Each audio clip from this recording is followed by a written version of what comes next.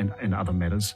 But the Māori Crown Relations Portfolio is also responsible for implementing the settlement obligations that are outstanding, and there are over 10,000 of those outstanding, mainly with organisations and agencies such as Te Papa Atawhai, Department of Conservation, and LINZ, Land Information New Zealand. So that's one area where I've got a big focus with my team at Te Arawhiti, is to make sure we understand the gamut of responsibilities that come after treaty settlements are arranged and the legislation's gone through. Okay, what obligations do we have now? And there's a lot of work that we have to do in that space to make sure we follow through. And the Crown's obligations do not stop when a settlement arrangement is concluded. Actually, they continue over time, and that's the promise of Te Tiriti o Waitangi, the Treaty of Waitangi. Hi, you beautiful New Zealanders. We've discovered in this video series, and by the way, I hope you'd look at the whole series, not just cherry pick one or two, because you won't. It's like not getting the whole jigsaw puzzle if you only do one or two. Look at only one or two of the videos. You need to look at the whole lot in sequence because they're hierarchical. In other words, what's said in videos 2 and 3, to make really good sense of them, you need to watch 1 and 2, and so on. Okay, you get it. We have discovered in this video series so far that Tama Potaka, an activist and cabinet member inside the national government, thinks Maori have tino rangatiratanga status over all of New Zealand. That is to say, Maori did not cede sovereignty over New Zealand in 1840. Maori activists say that they still own New Zealand today. Well, they don't have ownership of New Zealand yet, is the key word. That's the key word, yet. But this is their right. So they say. And this is their ultimate goal.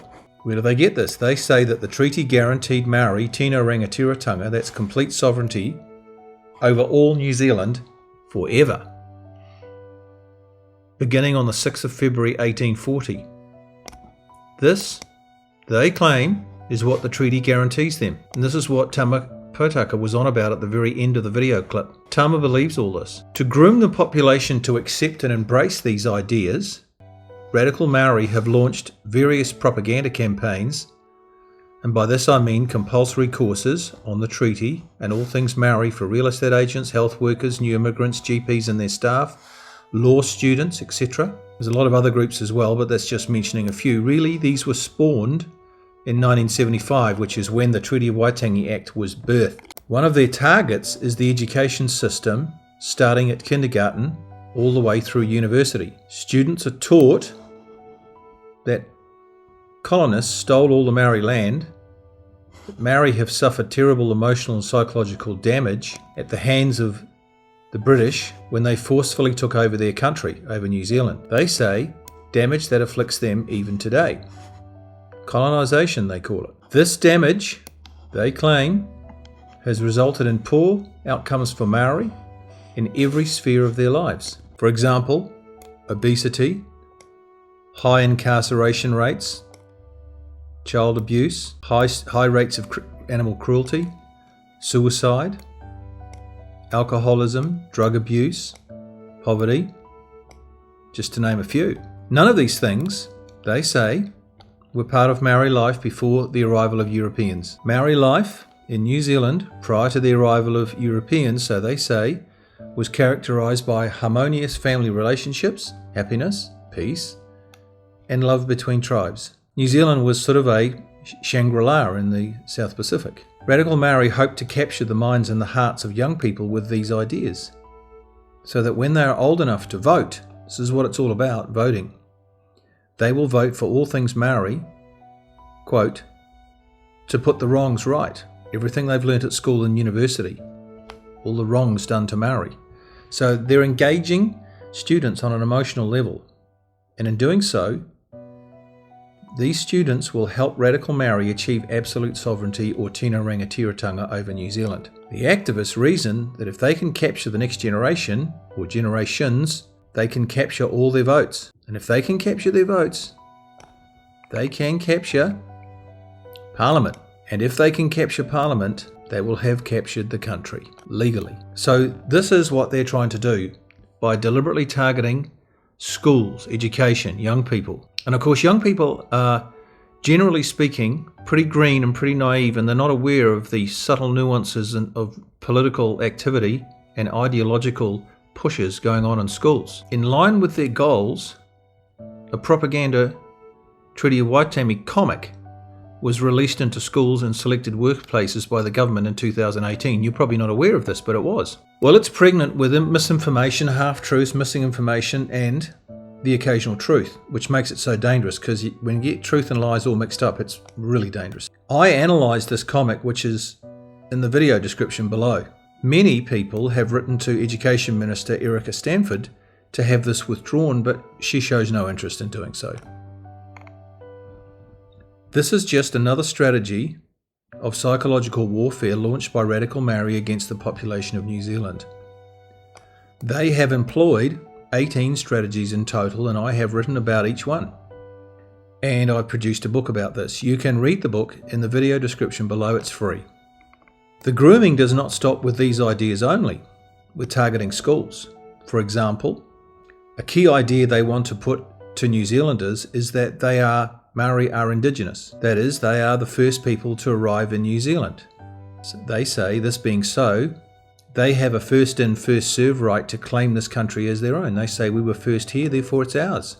All other arrivals in this country, like the rest of us, as it were, we're on a temporary visa. Well, the interesting thing about this is that the British in 1840 actually acknowledged New Zealand as a sovereign Maori state, which is, I have no problem with that whatsoever. The following is an extract from Lord Normanby's instruction to Hobson, dated the 14th of August 1839. Quote, "The advice of the Committee of the House of Commons in the year 1836 regards the Maori title to the soil and to the sovereignty of New Zealand to be indisputable and has been solemnly recognised by the British government." There it is. So I have no problem with that whatsoever. That New Zealand was a sovereign nation under Maori in 1840. Now I've put Lord Normanby's full instructions to Hobson in this video description as well. So the key question for us is, but are Maori really Indigenous? Well, we can say emphatically, no. The Moriori were here before Maori. There is strong evidence that other cultures were here before the Moriori. The classic definition of Indigenous states that an Indigenous people group is a group who did not come from anywhere else to the country in which they presently reside. Now, if you look on the internet, there's lots of definitions because they've all been polluted and butchered by the United Nations, and the internet now is like a left-wing activist stronghold, Google and everything. But according to the classical definition, which I've just read, this definition alone disqualifies Maori as Indigenous since they came to New Zealand from other islands in the Pacific. Okay, let's just summarise. Maori activists claim that Tino Rangatiratanga means that Maori did not cede sovereignty in 1840, we've got to remember that, and that they still have absolute authority to rule in New Zealand. This is what they believe. This is what they mean by Tino Rangatiratanga. We know this is complete nonsense, and I've already explained why this is complete nonsense. But to make it true, to convince people this is true, when it's patently not true, they have launched propaganda campaigns targeting every sector of society, particularly young people. A key strategy has also been to convince Kiwis that Maori are Indigenous. Well, we know they're not. They say that because they were here first, this country is theirs. It sort of fits in with their understanding of Tino Rangatiratanga. This too is an untenable proposition that they are Indigenous. They can't support that. It's just not supportable in the face of facts. To counter all this, we must hold two twin truths. To counter the radical activist understanding of Tino Rangatiratanga, we must hold on to two truths. First, Maori ceded sovereignty completely and forever in the treaty. That's Article 1. Second, Maori sold 92% of their land fairly and squarely. Together, these two twin truths counter completely the twisted understanding of tino rangatiratanga which Maori activists hold and promote like there is no tomorrow. Okay, I'll see you tomorrow. Thanks for listening. Please can you share this video with absolutely everybody? The media is collaborating with the activists, with the Waitangi Tribunal,